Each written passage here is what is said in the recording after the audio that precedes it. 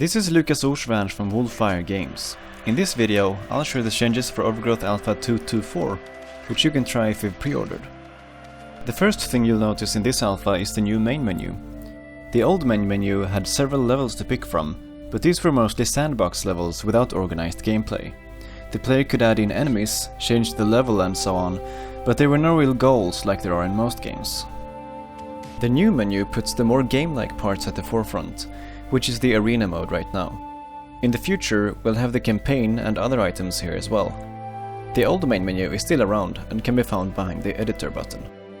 There are buttons for the settings menu, mods menu and credits, but the credits button doesn't do anything yet. The graphics on the new main menu are not final, but it fills its purpose of leading players to the most relevant parts of the game. In the previous alpha, we introduced a new iteration of the arena mode. This time we have another big update for it. Our test campaign now goes through each arena and has a working world map. Right now it's linear, but it will be made more dynamic in the future.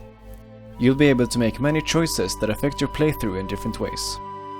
We've deactivated the contender and fighter campaigns for now, since we haven't started creating them yet. David added several new graphics features in this alpha. Characters have always cast shadows in the sunlight, but now they also cast indirect shadows from the ambient light. This really helps to ground the characters in the world when they are in shadow. We have had motion blur on weapons for quite a while, but now we have a global motion blur system that works on everything in the game. First, we generate a velocity map to track the movement of each pixel on the screen, and then we compare that to the camera's velocity to blur the pixels during post-processing. Not everyone is a fan of motion blur, so if you don't like it, you can always disable it in the settings screen. We used to determine if particles are in shadow based on their center point. Now they stochastically sample the scene's shadow map within their volume, so you can see physically accurate God rays. They are now also lit by the point lights that were introduced a few alphas ago.